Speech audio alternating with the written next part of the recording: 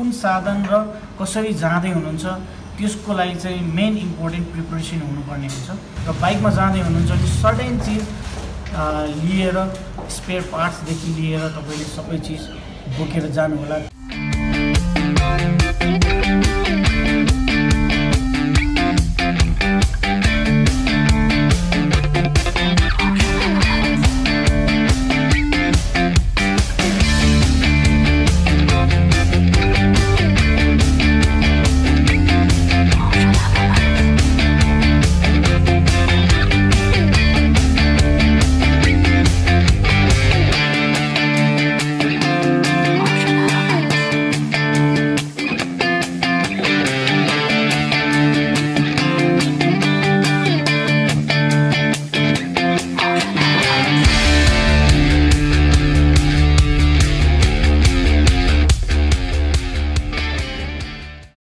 रारा चाहिँ कर्णाली जुन हामी सबैले विकट ठाउँ भन्छौँ, तर रारा विकटतामा पनि एउटा कस्तो एकदम सम्पन्नता भएर बसेको ठाउँ हो।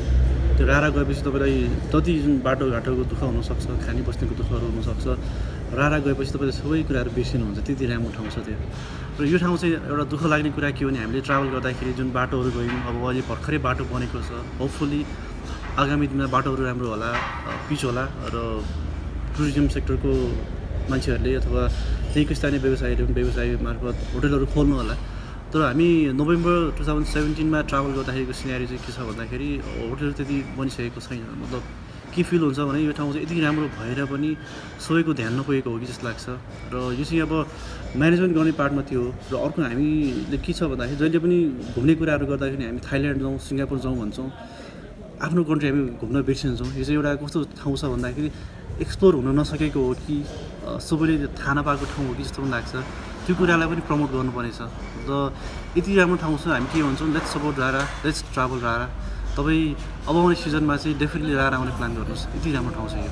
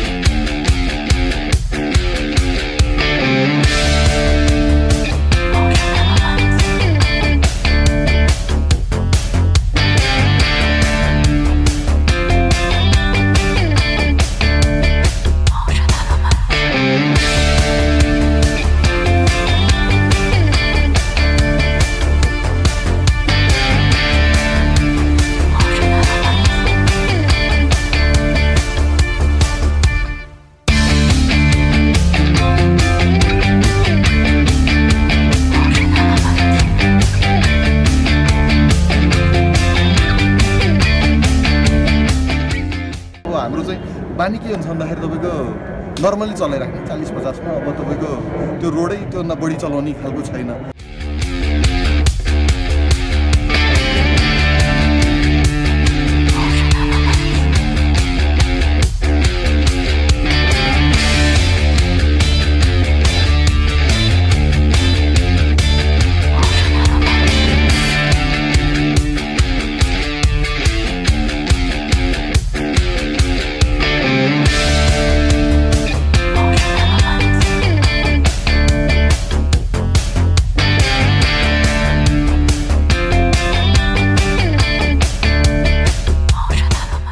अगाडिको चक्का चाहिँ तपाईँको मैले चाहिँ टायर चेन्ज नगरिकन गएको थिएँ, पुरै फ्ल्याट थियो। अब त्यो अनि अफ रोडमा चाहिँ र अन रोड ड्राइभिङमा चाहिँ फरक पर्छ। जस्तो अब हामी अन रोड ड्राइभिङ गर्छौँ नि, अलि हाई स्पिड ड्राइभिङ गर्दाखेरि अब तपाईँको 80% ब्रेक चाहिँ अगाडिको युज हुन्छ। 80% ब्रेकिङ भनेको होइन, कुनै पनि मैले चाहिँ धेरै भिडियोहरू पनि रेफरेन्स लिएको छु राइडरहरूको होइन। 80% ब्रेकिङ चाहिँ अब अगाडिको ब्रेकले गर्दो रहेछ र 20% मात्रै पछाडिकोले गर्दो रहेछ। तर अफ रोडमा ठ्याक्कै फरक पर्छ।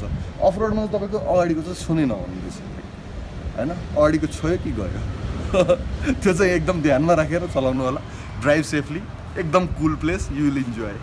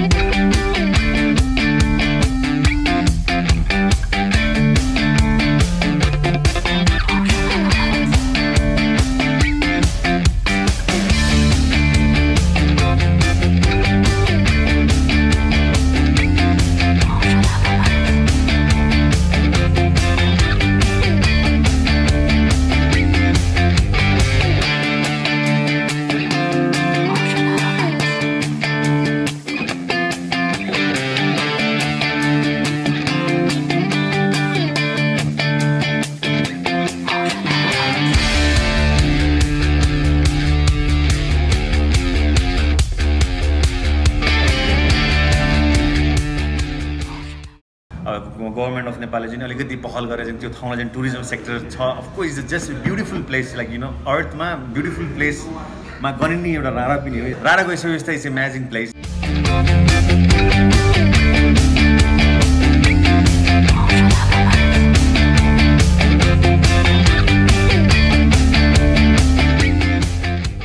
बेसिकली हामी प्लान गरेको लगभग 3 महिना 4 महिना अगाडिदेखि प्लान गऱ्यौँ र जाने बेलामा मान्छे थोरै कम भयो पनि हाम्रो जाँदाखेरिको एक्सपिरियन्स चाहिँ वान अफ द बेस्ट अहिलेसम्मको one of the best experience नै भयो